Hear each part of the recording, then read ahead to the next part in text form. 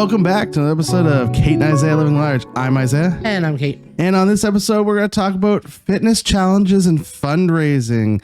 Are they effective? Do they help make you fit again? All those fun questions coming up. But before we begin, what's new? What's the hap? How are you making out?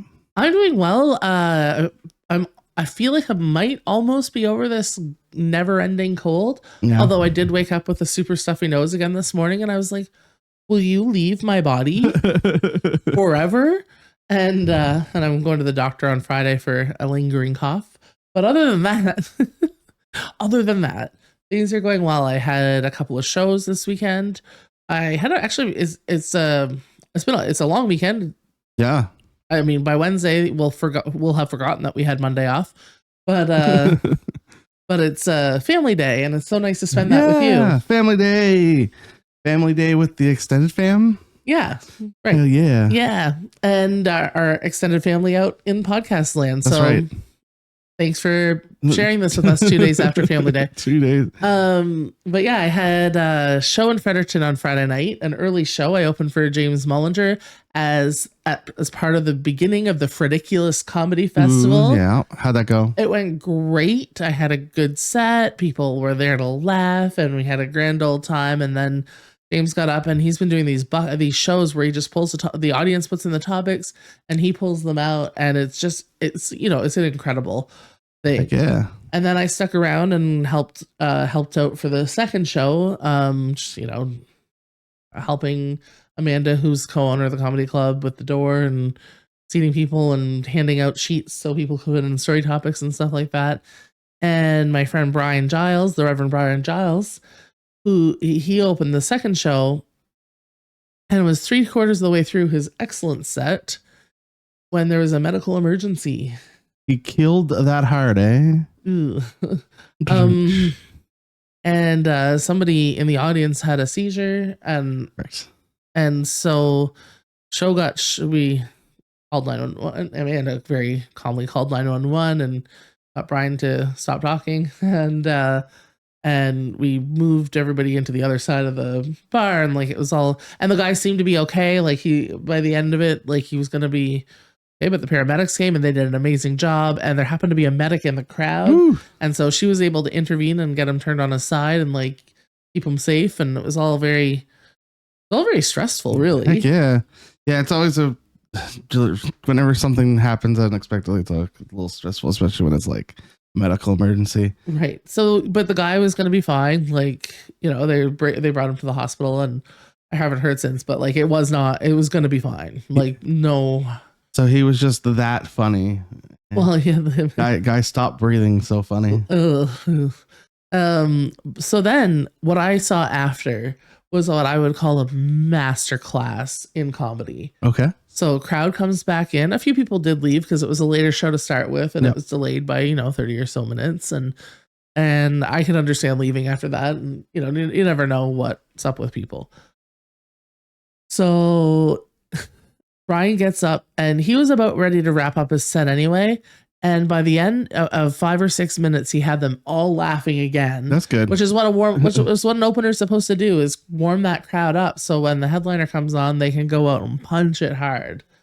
And so Brian did that with aplomb. And then James got up and continued this mastery of like just going out, hitting it hard, and like the crowd was laughing hysterically. Interesting. And then went on to finish the gig and pulled out every suggestion from the suggestion box, and then the other element at the Red Lantern, and this happened during my set as well, is they've got an old rotary dial phone, and I don't remember this ever happening before and any of the shows I've ever done in the past, but it started ringing. Hilarious. Like a lot. Like it rang like 4 times during my set. And it probably has like that really loud bell sound. Exactly. Like, the one that you do on your iPhone, like old school phone or whatever, like bling. Yeah. So it was kind of funny. Like during my set, I was like, hello. And it rang like a lot. And I was like, during James's second set, he runs back and answers the phone and goes, Are you looking for burgers and meth? Like, anyway, so it really is those kinds of things to, it's one thing to get up and be funny and tell a few jokes, and that takes its own set of skills, but to go from a very stressful situation and bring people back into laughter mode Yeah. is just, it was an incredible thing to watch two pros handle. Nice. And also Amanda, who's co-owner of the comedy club, also what an amazing person. Like, super calm on the phone with 911, dealing with the crowd. Like, I know for the most part in situations, and like when I've taken any kind of CPR class and stuff, if you're not helping and you're in the way, you're harming. Right. So I was a real hero and stayed back. You stayed good. I applaud. I applaud your ability to not get involved. Yeah. I mean, like, once I knew there was a medic there, like, I knew what my role was going to be if people started to swarm, and that was going to be, whoa, everybody needs to back off. And I'm good at that. But people didn't do that. People were very respectful. Like, it was very good. Yeah. When I've experienced anything like that, usually people are pretty much, there's an initial swarm, and then everyone goes, oh, as soon as someone takes charge, everyone, I'm good. I don't need to do anything. I'm going away now. Yeah, exactly. So that was quite an exciting thing. And then I got home. I ended up getting home late. Got home at like 1 a.m. And then had to be on the road again Saturday morning by 7 because I had a band. It's called Maritime Winds. It's like a bunch of players from a bunch of different bands in the province and actually out of the province meet in Sackville like 4 or 5 times a year, maybe six. I don't remember how many times I'm going, but on a Saturday, and we're workshopping these pieces with Dr. James Kalin, who's a prof at Mount A, and it's kind of an exciting thing to be part of. Heck yeah. But I had a 6-hour turnaround. And then came back and saw the dinner theater with my family. Wouldn't it just been easier to stay in Moncton or Fredericton and then go to Sackville? Well, no, because I drove alone to Fredericton, but I picked someone else up on my way to Sackville, and it was nice to have the company for the drive. And I don't live in Fredericton. True. So listen, that would be either finding a place to crash at, which is not impossible, but it's just easier to be home. No, that's fair. Yeah. Yeah. So that was my weekend. And lots more coming up. Sorry. Ridiculous Festival. Man, this is like the Caitlin show. Always. It is not always. Ridiculous Festival in Fredericton. I'm performing at 4 p.m.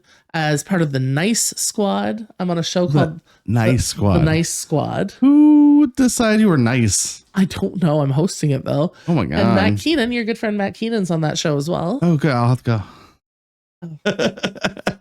And Eric Chasel and Evan's last name has just failed me, but hope he doesn't listen to this podcast. Evan, you should feel insulted. No, I know Evan. He's a very nice man.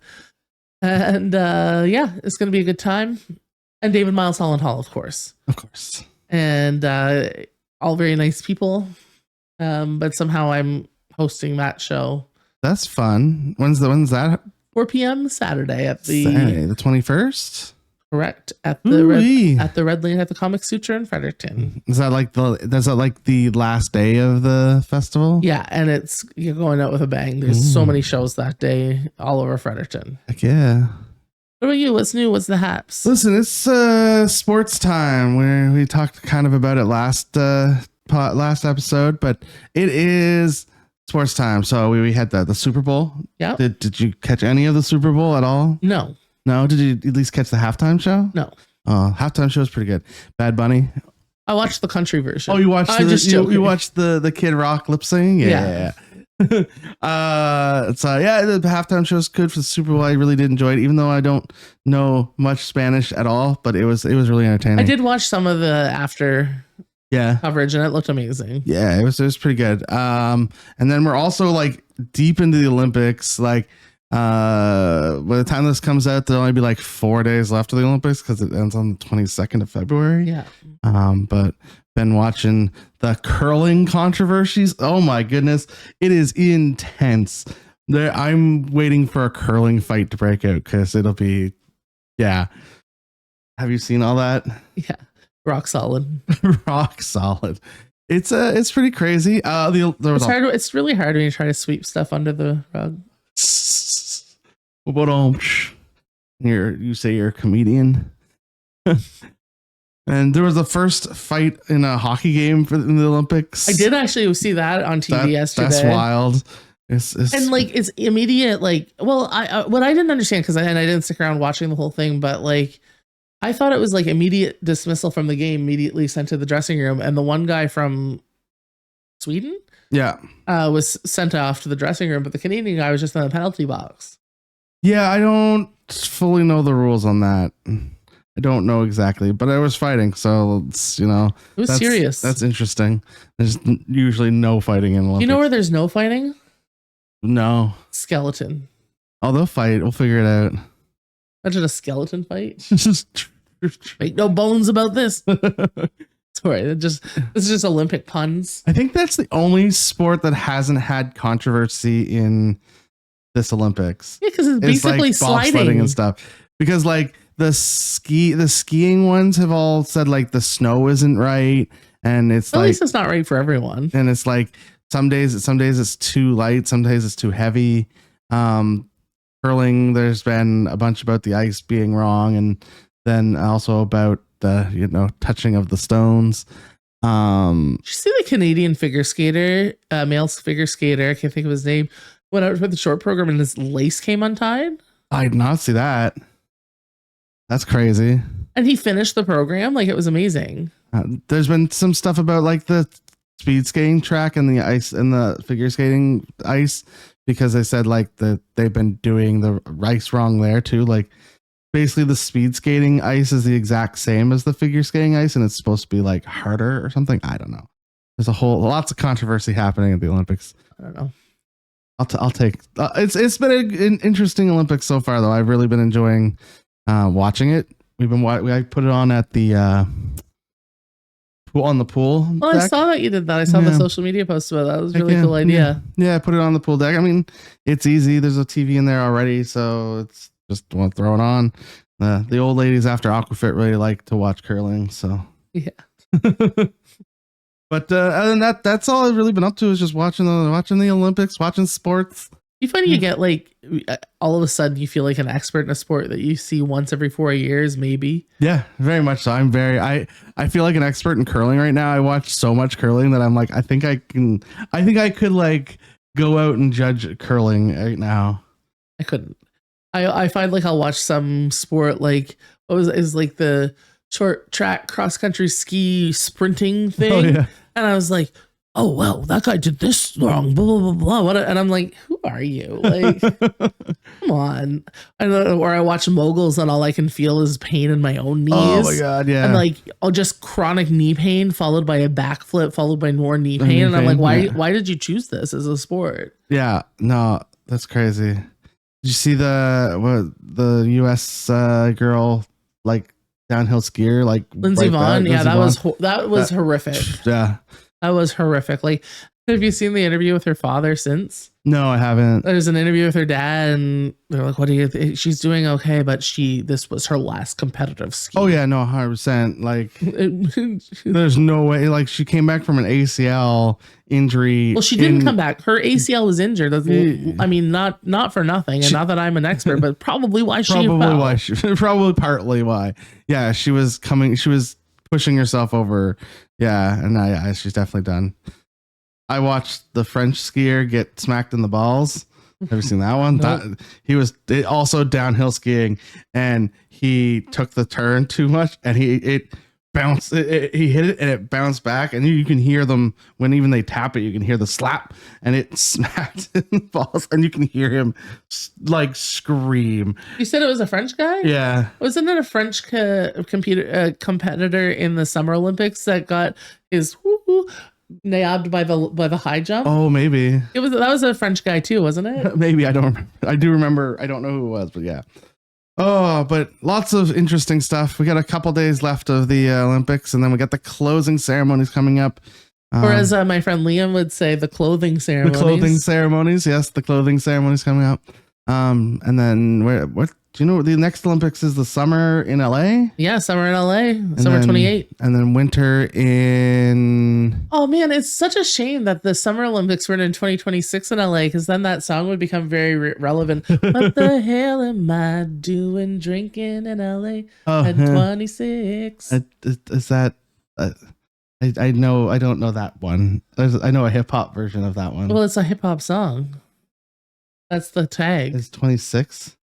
It's at 26, like 26 years old. It's an old song, but it would be funny to adapt it. Just shut up. I don't remember that lyric. Anyway, LA, and then the next winter one is, I don't know where it is. 2030, right? The one, 2030 winter will be. Have they announced yet? We won't know until they. We know that one. We know because the following summer one is in Salt Lake City. We know up to Salt Lake City in 2036 or 2032. Yeah, but I'm not sure where the next Winter Olympics is, but if only we could find out. I know. I want to say Paris. It is France, isn't it? Yeah, it is France. Is it France? It is France. It's not Paris, but it's in France. I want to say Paris just because it is France for sure. It's in the French Alps. In the French Alps, that makes sense. Okay. See, I know things. Yeah. We find out this year where the Winter Olympics is after Salt Lake City. No, Salt Lake. Yeah. Yes. Okay. Fine. The Salt Lake City is a summer one. Yeah. Ooh. See, I know things. All right, I think that let's talk about. We're like so far into this episode already. Actually, good because our topic is a little weak. I'm not gonna lie. So if we only spend about 8 minutes talking about our topic, I think we're fine. Whatever. Well, this topic pretty much comes up because you and Jesse are doing a challenge. You guys are doing the push-up challenge. How's your push-up challenge coming? It's going well. I mean, in terms of the fact that I have completed the things I've said I would complete up to this point. Nice. So the push-up challenge is a fundraiser for mental health, and which is a great cause. Yeah, you did it last year. I did do it last year as well. So you do 2,000 push-ups for mental health. Last year I ended up with a shoulder injury midway through, unrelated to the push-up challenge. Probably. I mean, it was a slip on ice and I waved my hand too much in the air and I should have cared a little more, but I wasn't able to lift my arm like that for several months after. I also read in the fine print this time that you don't have to do all push-ups. Oh, you can supplement with squats or sit-ups or other forms of push-up. That's fair, which is great, and it is something that I have taken advantage of because, and I'm not getting down on the ground and doing push-ups. I'm real happy. Yeah, that'd be crazy. I'm doing wall push-ups. That's fair. Push-ups.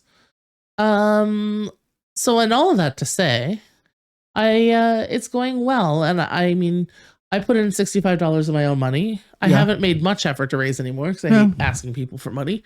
I haven't even shared the fundraise page really.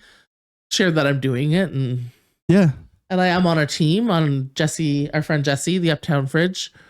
Heck yeah, is and I wasn't gonna do it this year because I kind of thought maybe these are silly. Which brings us to our topic: is how effective are these like short-term challenges for fitness and for fundraising? So for me, I think that as far as fitness is concerned, it kind of goes back to our topic we had the other week, which is the health, like the health and wellness stuff, where I think it kickstarts people doing it. It's not necessarily meant to like be a sustainable thing, but I think it's supposed to kickstart you on your healthy journey, which I think is fine. As far as fundraising, I don't know how effective in the full fundraising is, but I think the bigger aspect is to try and make awareness. Yeah. And so I think I have seen enough of my friends on social media participating in this challenge in particular, like, and not a ton, like 3 or 4, maybe 5. And I think, oh, that's cool. And I don't know if I'm more aware of it because I'm also doing it. Yeah. Or if I would clock that anyway and be like, wow, I'm going to totally give them $10 or 20 or 30 or 50.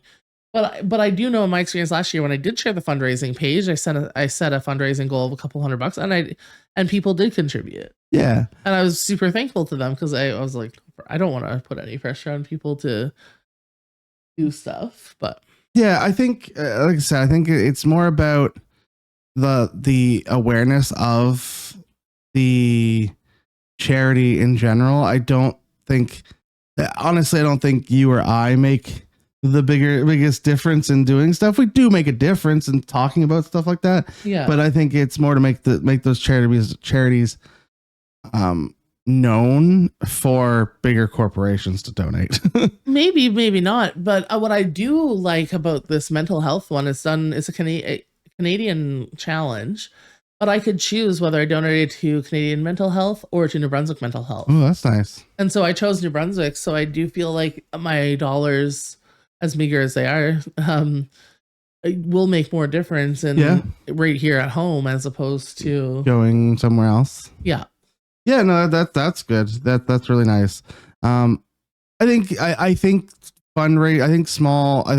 fundraisers like this are important. I think that as much as I say, we don't make a huge difference, I think that, again, just having conversations about stuff like that fundraisers are pushing for is important. And what I like about the way this one is run is they put out they have they actually design the program so that you do 2,000 push-ups, but it's not on your own schedule. It's like one day you might do 45, another day you're going to do 150, but they equate each number to a statistic. Oh, okay. That's cool too. So it really is like an awareness campaign of different mental health factors. Yeah. And so I've been sharing those on my story, like my Facebook and Instagram story regularly, along with how many push-ups I've done. Day one, I did 80 push-ups, and that represents 80 people who, whatever, I can't remember what the stat is off the top of my head, but I find that to be quite cool. Yeah. No, that is cool. What about other challenge fundraisers? There's I'm trying to think of other ones that were out there. I mean, there's the ice bucket challenge one that everyone did for a while, and that went viral. What I do wonder with the ice bucket challenge is how many people actually donated funds. That is a good question. But I think it did make awareness of what was it, the ACL and stuff like that, right? Not ACL, ALS. Yeah, ALS, ACL. It's really bad for skiers who hurt their knees. Oh my goodness. Yeah, ALS. I think that was a big one part of it. There's one for MS out there too that they do challenges for. And I mean, they go all the way back pre-internet days too. These ones that can go viral on the internet are excellent. But remember, they used to do jump rope for heart and school system, or Terry Fox run, or a-thons, jump-a-thons and Movember's band-a-thons and radiothons, and they still do radiothons. Yeah. But I think these all have their time and place. Now, from a fitness perspective, I know you touched on it. I think I will say it has forced me to be more active than I've been in a while. Yeah. Is it as active as I probably should be being? No. But again, I think as far as adding the fitness aspect to it, I think it's about jump-starting that trend. The hope is that someone, and it's not going to be everyone, but someone will take the challenge and be like, oh, I feel a little bit better. Maybe I can add this in. Or does it make it so that it's somebody who is very gung-ho and isn't listening to their body? I'm listening to my body, and I know that me getting down on the floor and doing 2,000 push-ups in a month isn't a possibility. Yeah. But if somebody is like, oh, I'm going to do it, and then they injure themselves in the process and then waylay it, does that, if there are certain personalities who would go full throttle and then just by the end of it be never moving again? True. I think that's true with anything. Right. I think there's a boundary that, there are the outliers, right? There's the person that will never do anything, and there's person that will go to the extreme because they that's just their personality. And I think you can't ultimately define a doing. You can't say not to do things just because there's a potential extreme. Oh yeah, 100%. And I'm not suggesting that. Yeah. I actually think they're quite. I think they're quite effective. And I wasn't going to sign up this year, but it was when Jesse did that. I was and asked me to be on his team. I was like, yeah, you know what the hell? Yeah. And it has been a good jump start, and it comes at a time, and it was exactly the same time last year. I know because the 1 year of my Weight Watchers membership just came up, and considering the fact that I haven't used it in months, I actually took the step to cancel it. Ooh.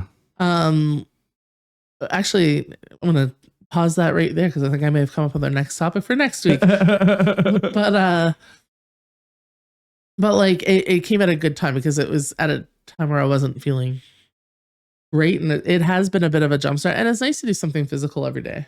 Yeah, I mean I think it again, like I said, it's a good jump starter.